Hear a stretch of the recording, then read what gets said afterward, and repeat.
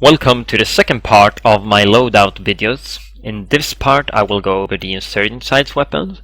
In part 1 I went over security side and also armor, ammunition, explosives. So if you haven't seen part 1, go do that now, the link will be in the description below. So we'll get right into it. The flanker roles, what do they have to choose from on this side? Really only one gun. You can block off all the other ones here because it is the AKS-74U that you want to use. Hands down the best gun as a flanker. Hands down the best gun in the game if you ask me. It has good fire rate, obviously a fast ADS time because it's a submachine gun. It has good iron sights. It's obviously very light, and yeah, it's just an overall super good gun. The recoil is very easy to handle, and it's just very, very accurate both in range, and it mows down people in close range as well. So really good gun. The only I wouldn't even call it a contender, but the only other submachine gun is the MP40, and that one is terrible, especially compared to the AKS. I'm not even gonna talk about the MP40. So AKS, you want it with AP ammo, but maybe not on Heights and Ministry, as I said. Even other maps, I guess, but those two maps don't really have anything that you want to penetrate through. So on those two maps, you can actually forego the AP ammo, maybe run a foregrip with an explosive, for example. What I like to use is obviously most of the time AP ammo and actually a suppressor, because I don't want a grenade to weight me down most of the time. In some lanes, when I need a grenade, just dump the suppressor and get the grenade, or even dump AP ammo and get the suppressor and the grenade, which is a great loadout as well, if you can afford to drop the AP ammo. That's basically it for flankers actually on the certain side. Like this gun, you should use it, no excuses, okay? On to the assault. The assault has a wide range of weapons to use, and quite a few good ones actually. The AKM, however, is the M16 of Insurgency style, I would say. It's a very solid gun, it's cheap, it has good penetration power, and pretty decent recoil as well. Like, it's pretty easy to handle, especially after you have the foregrip. That's the negative thing of this gun, I would say, compared to the M16 on the security side, is that I want the foregrip with this gun. It's pretty difficult to control without it, especially on automatic fire, maybe not on single fire. Yeah, an advantage is of course that you can play it with automatic fire compared to the M16, so a lot of people will like that. I don't have any problem with single fire, so this one is a bit more difficult for me to handle because I must have the foregrip almost if I want to be very accurate with it. So foregrip, AP ammo, and a frag grenade is usually what I've done when I am assault on a certain side. You can obviously drop the foregrip and run a vest if your team really needs smoke and the frags. I do that sometimes when I'm gonna play a position where I think I don't have to do that much shooting, for example. But yeah, the M1, a very accurate gun. It can be useful. It's very light as well, as you can see, but it has pretty low damage. It's single fire only, I think.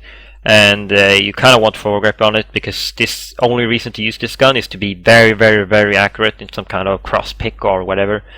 And you want the extended mag because otherwise you're gonna run out of ammo pretty quick. So it limits basically, yeah, what else you can pick. But the M1, it's fine, I guess, but most people will go with the AKM, and so should you. But the M1, you can use it. Same with the AK-74, you can use it. In this theater, it's lighter than the AKM, which is great. You can run a bit faster with it. You can get to your lane a second before the enemy if he uses a heavy weapon, so that can be a good advantage. The rest is worse than the AKM in almost every way.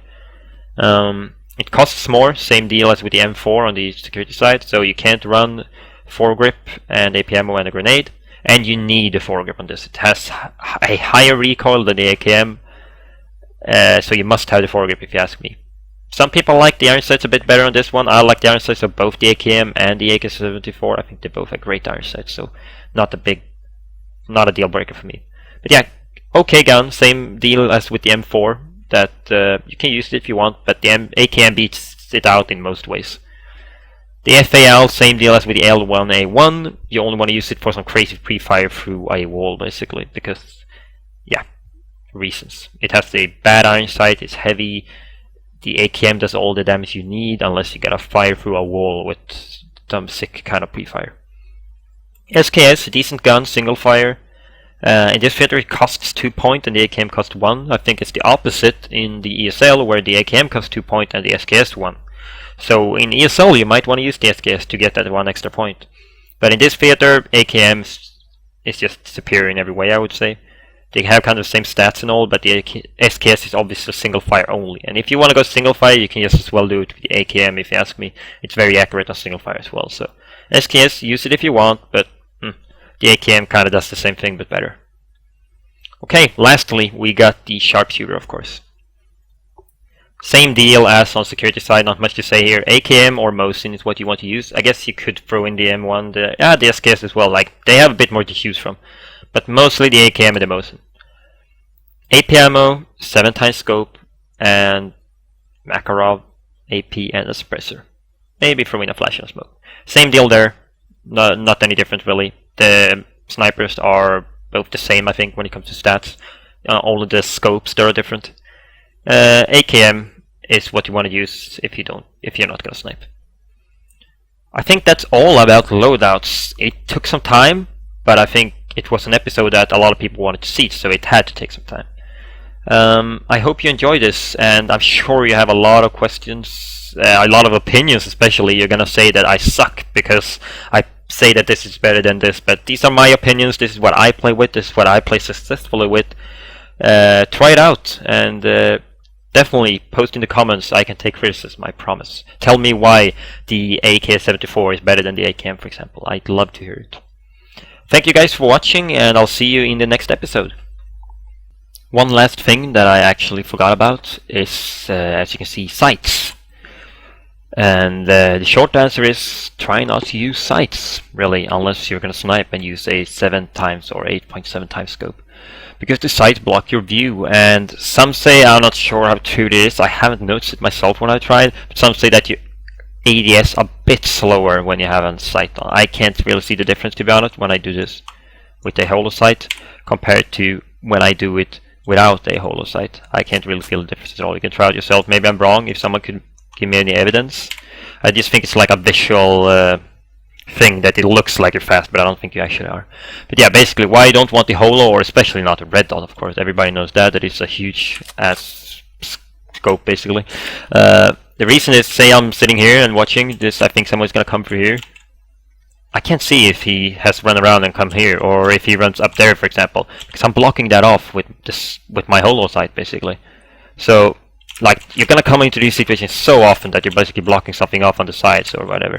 So, I know a lot of people have trouble with especially the M16 and the M4 and yeah, other security weapons, that they say like, how are you supposed to use the iron sights? But as you can see now, if I go into the same position here, now I can see the balcony. I can also see this, even though it's a tiny bit blocked off, but still I can see if someone comes around there.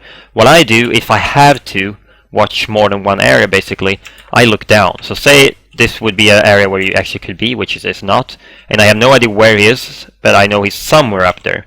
Then instead of sitting here looking, I'm blocking my sights, as you can see. I'll look down, and then I just bring my sight up as soon as he shows himself.